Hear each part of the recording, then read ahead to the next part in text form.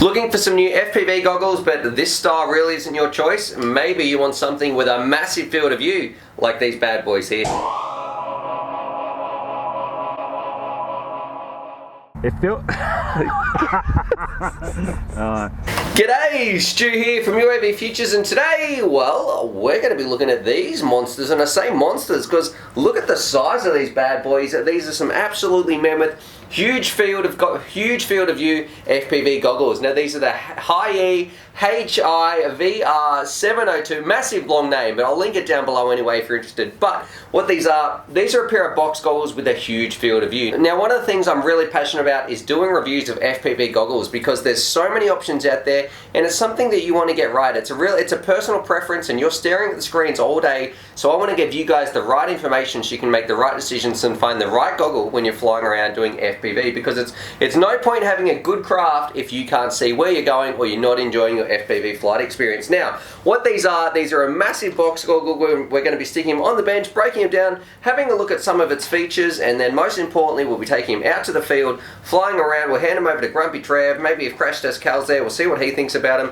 And yeah, just give you guys enough information and think, are these the right sort of box goggles for you? Because I know not everybody wants Fat Sharks. Not everybody wants to drop the money, you know, the $500 and spend them on Fat Sharks. So I think these are like 90 bucks or something like that at the moment. And these might be better, we'll have to wait till we test them, might be better for people with maybe some older eyes or some different sight issues, because you've got a really big screen. It might make things a little bit more immersive. Anyway, let's stick it on the bench and get started. Alrighty, so here they are on the bench. This is a bit of an overview, and these things are absolutely massive. I mean, I've had to zoom the camera all the way out. Very rare that I've had to do this, and you know, compared to like the Fat Sharks, look at the size difference. These things are huge. They have a massive screen at the front, which is why we have a 72-degree field of view, which is going to be great for some people. It's going to be very immersive. But the first thing I want to do, let's stick it on the scales and find out how much this bad boy weighs, because when you're flying around, you want to have a nice light pair of goggles. These are teared off now. Take your bets. How much do you think these bad boys are going to weigh? So the unit themselves,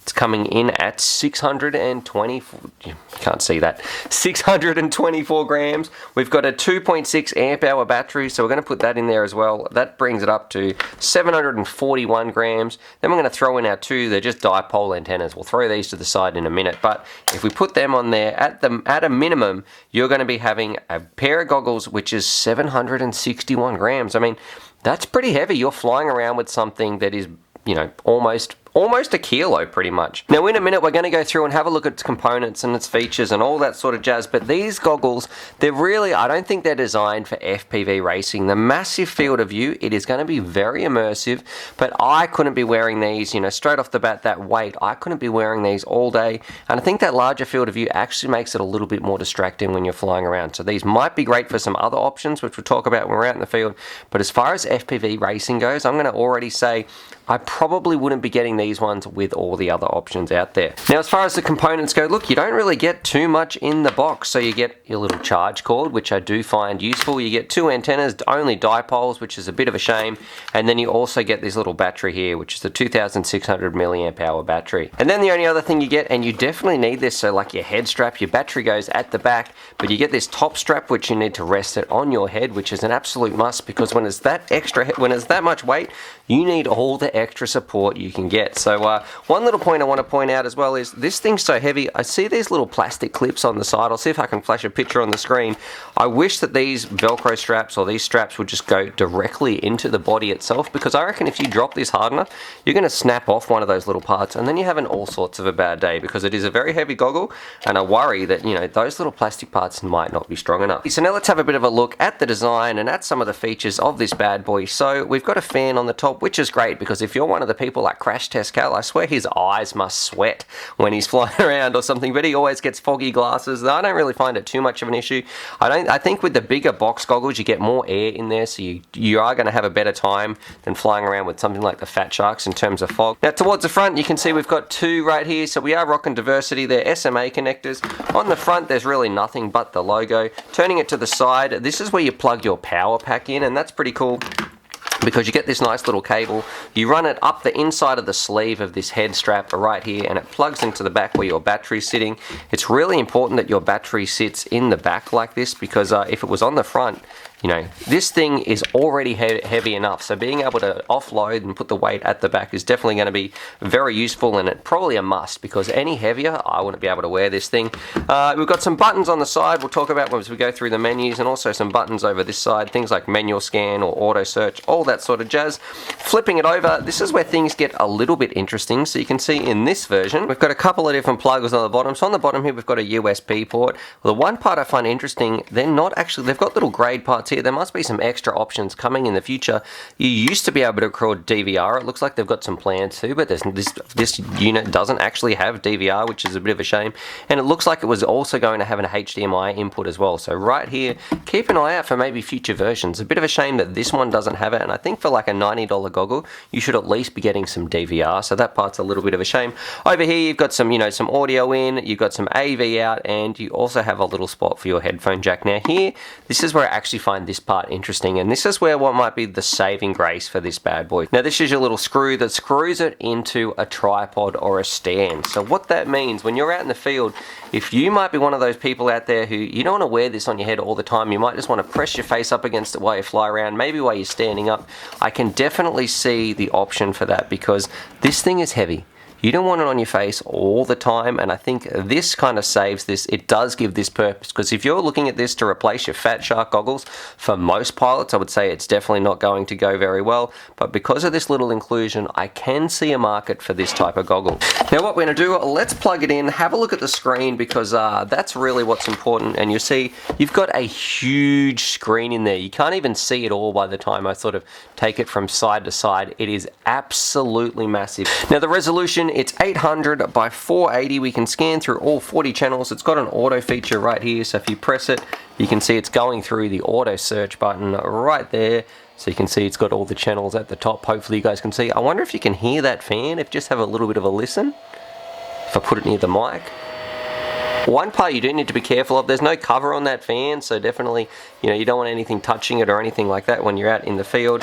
Pressing the menu key, you can see we've got a whole bunch of different options in here. If I can get this back up on the screen, if you need to adjust things like your brightness, contrast, colors, volume, all that sort of jazz. It looks like you can turn your fan on and off. I might actually turn my fan off because it's very noisy. And then on the other side, you know, you can auto go through the channels, all that sort of stuff. I like how it tells you what channel and what band you're on, all that sort of jazz. It does have a little on-off button here, which I thought would be good, but it looks like mine's not working. So I don't know if that's just me or I'm not pressing it correctly.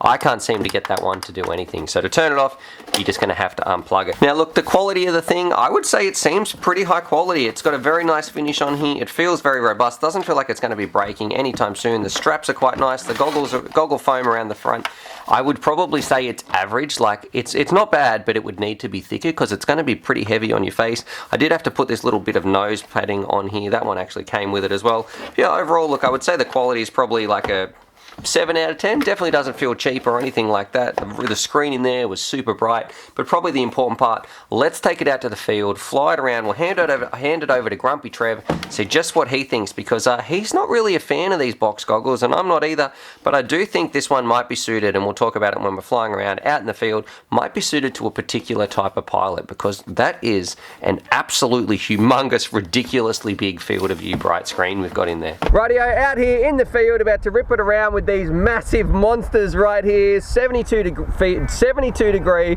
field of view Hiee goggles. I've got the dodgy antennas on here, but straight away I can tell you these things, they're pretty heavy. So when I'm putting them on my face, no light leakage, but you can see, well, no light leakage coming in the side, but you can see that, so there is some light leakage through the plastic itself. So this lighter plastic, you do have some light coming in right there.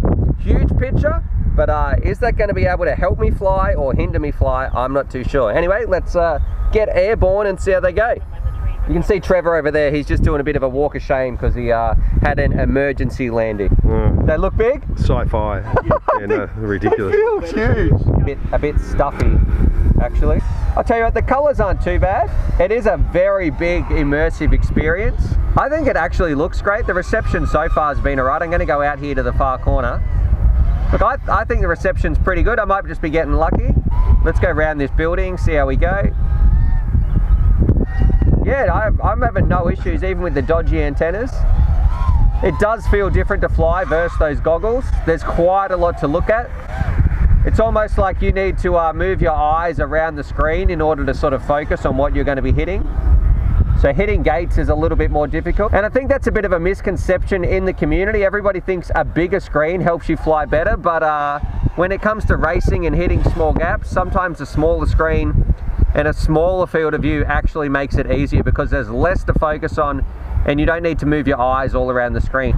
They do feel heavy. I don't think I'd like to fly with these all day. Sounds like you got a peg on your nose. Yeah, kind of. Yeah, well, there you go. Like I got my swimming goggles on, but they're much heavier than swimming goggles. You know what? Look, I don't think they're terrible. Oh wait, where am I? Just got a complete black picture. That's a bit scary. Well, that I'm going to give that was lucky. It just went to complete black. So we'll go over see how the quad is, but that might have been the goggles because that doesn't usually happen. If I plug this in. No, my picture's back. I don't think my battery voltage was low or anything like that. It's still on 15.7 volts. So something I think too that people don't realize, a massive pain about box goggles. What I love about like Omways, Fat Sharks, any of the Fat Shark style goggles is that you can actually go and get your quad with these. You're gonna have to take these off as you go to walk. You're gonna have to put these down. You can't leave them on your head and walk around because they're just far too heavy. Now, one saving grace of these, I guess, is this little part on the bottom. I can really see someone, maybe not FPV racers where you're crashing all the time, but the field of view is really immersive. It doesn't make hitting gates any easier, but if you had this on a tripod next to your ground station, maybe doing some long range wing flying or something like that, and you could sort of stand up, mount these on there and just bring your face up to it and sort of stand up while you're flying around, and then look around if you needed to do some line of sight or something like that. So are they made for FPV racing? I'm going to say no, far too heavy, but I do think they have some use. Anyway, what we should do, let's hand it to Grumpy Trev and Crash Test Cal and see just what they think, because I know Trevor, we've kept him in the dark, but Trevor is generally not a fan of box goggles at all, so he actually might be Grumpy Trev today. All right, let's go see what he thinks. All right, Grumpy Trevor, here's these behemoths. You're going to have to take your hat off for this one. What do you reckon? Now, you haven't heard anything I've said about them so far. We kept you in the dark. So what do you think about these Hiee, but with the 72-degree field of view? I've plugged them in, it's on your channel. Are you kidding me? This looks like a TV. I used to have one of these in my lounge room. Look how big they are. You might have to take your hat off. I know you won't look as cool for the school kids. Hang on, let me make, that's funny. Where's the channel selector? Where's your face gone? You got the remote? All right, let's get a side profile shot. How do they feel on your face? These are absolutely crap. What's crap about it though? Oh, it feels like a TV on your head. I'm gonna get a sore neck just trying to fly with these things. All right, what about the picture though? Because that might be a bit of a, what do you think about the large field of view? Is there a big screen in there? Well, this feels like IMAX. That's scary. Kel's standing in front of me now. Tell me what IMAX is for those people who don't know. A really, really, really wide screen. It is big. Is it clear? Reasonably. Is it bright? It's bright. It feels.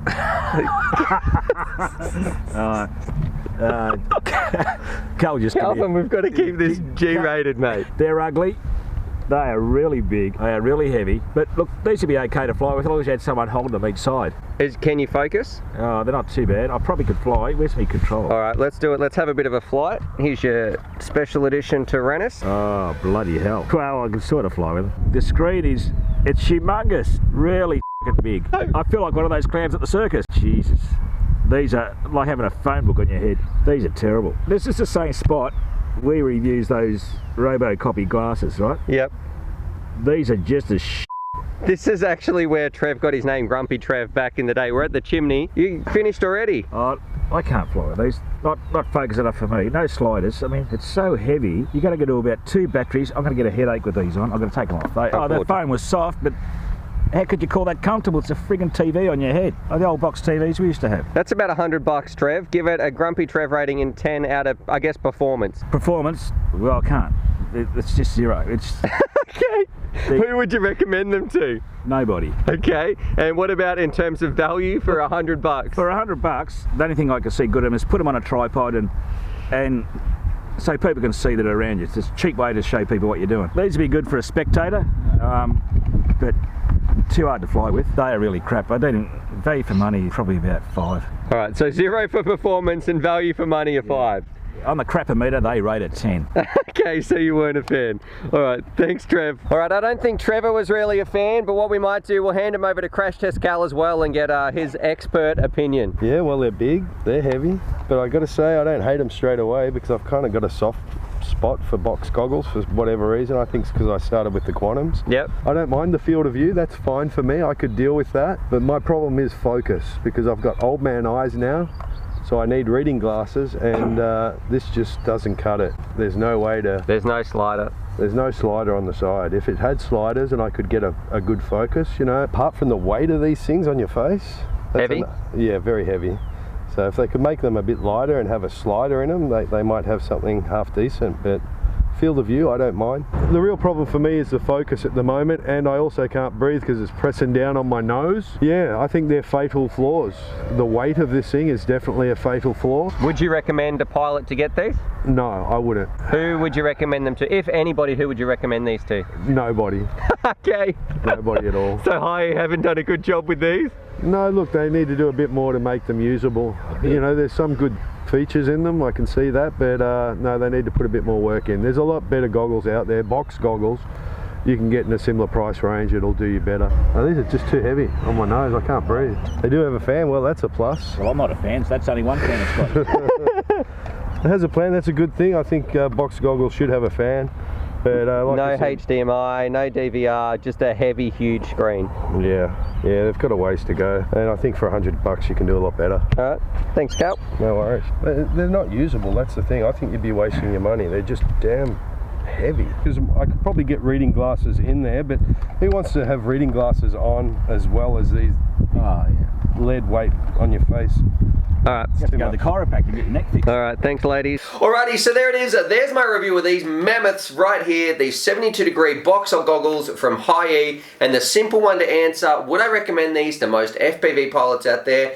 I'm going to say no. There's just too many cons to make them worthwhile. They're way too heavy, no DVR, no HDMI, you know, they're not the cheapest either, but they're just so uncomfortable on your face. Are they totally useless? No, I would say for a good spectator pair of goggles, you know, if you want to hand these over to some kid in the park who's coming past or someone wants to check it out, they're okay to wear for about one battery, and they really do have a big immersive screen. But if you're flying around with these things all day on your face, I would definitely say give them a miss. Now, one saving grace for this goggle, as well as being really immersive, I would say if you're the type of pilot out there who might want to put some reading glasses inside some box goggles, you might be able to do that. Or if you're going to put these on a tripod where you're not really doing some FPV racing and close proximity stuff, but you just sort of want to have a bit of a glance and then maybe look back up at your model, then excuse me, they might be for you. But for our FPV race pilots out there, these things I would definitely say give it a miss. Now I know some people really do like box goggles and they really like that big screen in there, so if you've got your heart set on a pair of box goggles, I'm going to leave a review up here. This is to the Eachine Goggle 2. These are my favourite box goggles, and already in my hand they're like half the weight. These ones still have a fantastic field of view, a really big screen, they take HDMI, and these ones are the most comfy box goggles I've ever seen. Far more comfortable. These things are comfortable, these ones are definitely uncomfortable. Now I know Grumpy Trev wasn't a fan, Calvin really wasn't too much impressed as well, but hopefully you guys enjoyed it. Drop some comments down below. What do you think about these bad boys, or what do they need to do for future revisions? Because, you know, we want more FPV players in the market, so drop some comments down below. What can they do next time to improve their product? What is the product that us pilots want to see? Anyway, hope you guys enjoyed that. Subscribe for more FPV related content, and as always, happy flying. Look, they're so big, they're pretty much blocked. You can't even see my face, just a floating pair of goggles. I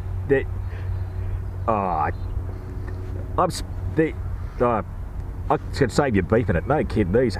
Alrighty, so hopefully you guys enjoyed that video. Definitely subscribe if you're new to the channel and check out these videos. And I'm also going to leave a little link here to my Patreon page because I've got some fantastic Patreon supporters and I like to give back to them as well. So if you want to join the UAVfutures family, there's things like bonus Velcro straps, little bundles of FPV goodies and things like that that also get sent out. Anyway, happy flying.